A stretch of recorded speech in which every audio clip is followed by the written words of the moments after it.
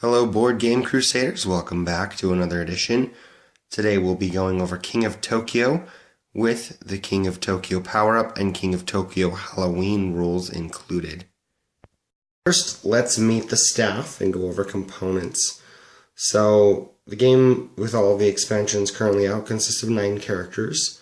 2 of those, the 2 ghouly ones in the back, come in the Halloween expansion, and the panda here up front comes in the power-up expansion. The map of Tokyo is pretty straightforward. I'll cover these in the game overview, as well as Tokyo City and Tokyo Bay, but that's what it looks like. Here we have the evolutions that are introduced in the power-up expansion, and essentially we have the name of the character. Each character has their own specific deck, whether it's a temporary evolution or a permanent evolution. Temporary evolutions are just as they sound. They're a flash in the pan. If you get the evolution, you get to keep it in your hand, or face down in front of you until you decide to use it. Then you use it and it's gone. These ones you can also keep face down until you decide to use, but when you use them, they stay in play. I don't know why you wouldn't want to just bust these out right away, because they're pretty cool. Maybe some of them might be more strategic. I don't know. But over here on the bottom of the cards, it gives you a flavor of what's going on with the card, how it's used.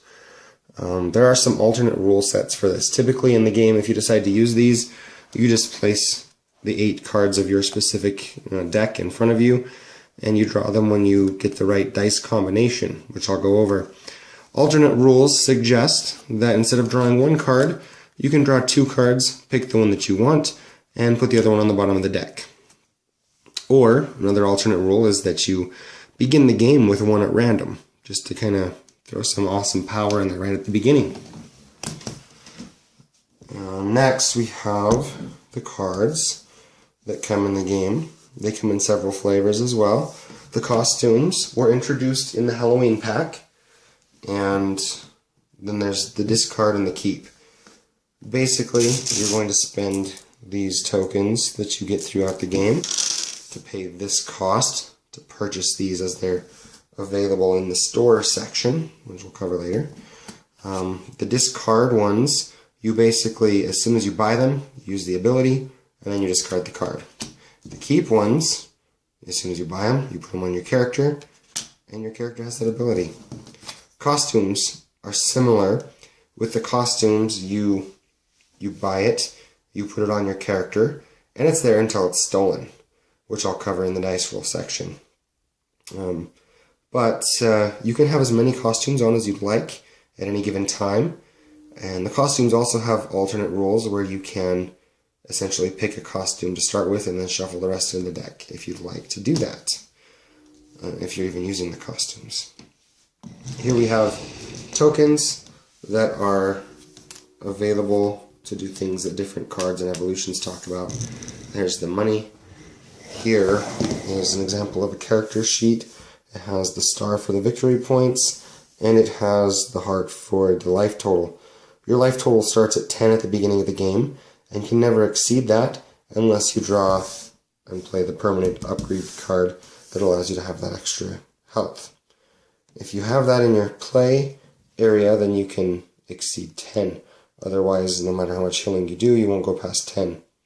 The winner of the game is the first to achieve 20 victory points. When you're looking on the cards, sometimes they'll reference little stars, that's referencing the victory points, and sometimes they'll have little hearts representing health. So instead of writing health or victory points, they just reference it with the little symbols.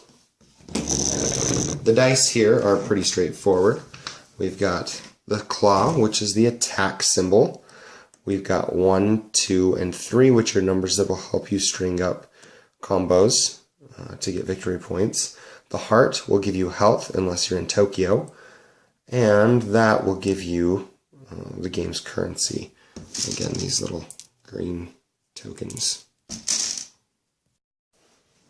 So to start the game, you're going to put all this stuff in a good central location, and everyone picks their character and gets their card in their unit and puts them next to them.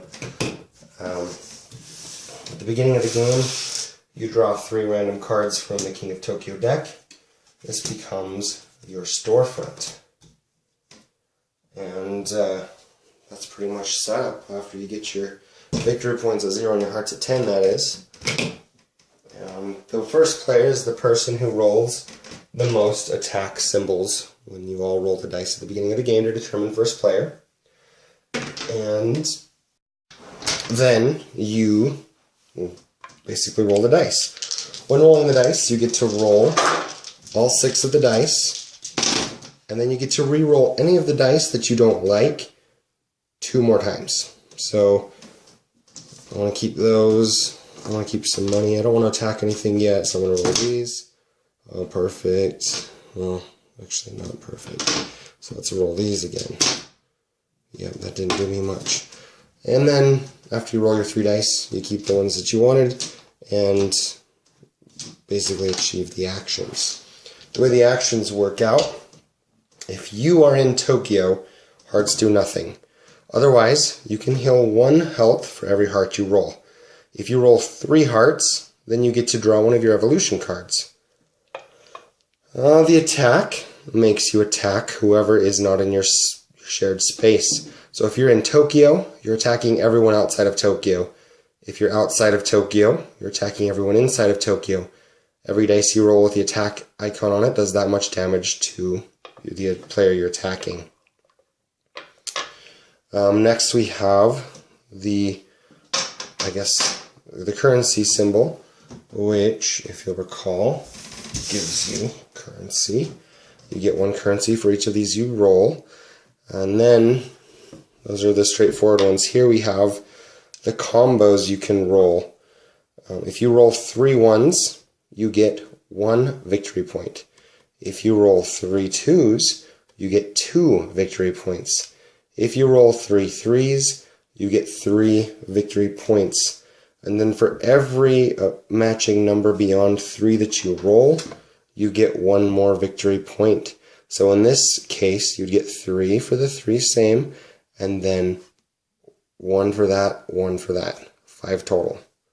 Or, let's take it to the polar opposite and say you rolled 3 1s with an additional 2 1s.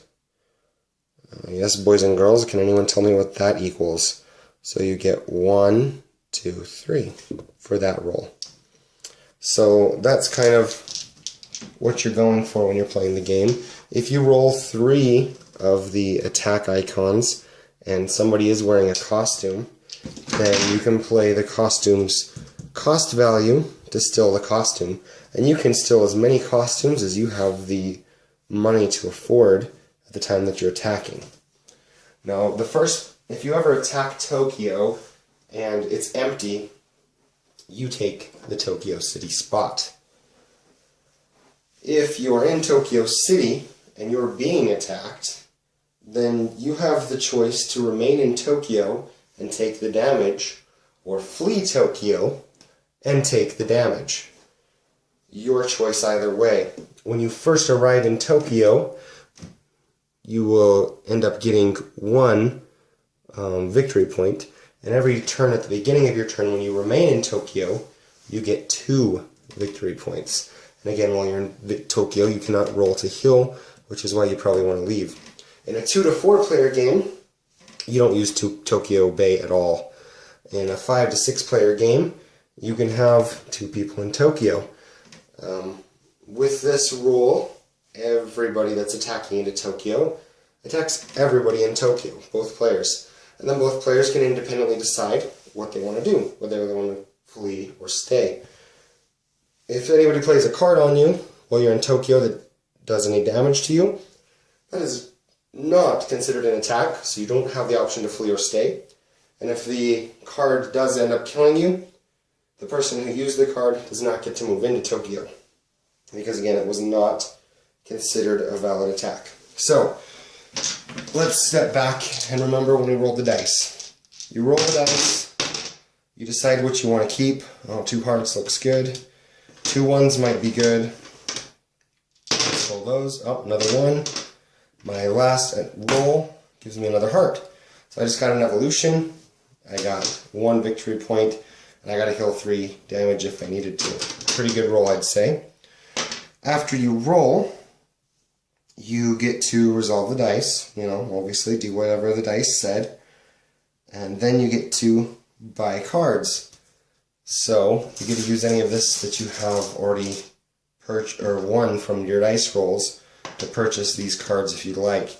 Now, if you don't like any of the cards that are out right now, you can pay 2 of these to completely wipe all of them away and get a brand new draw.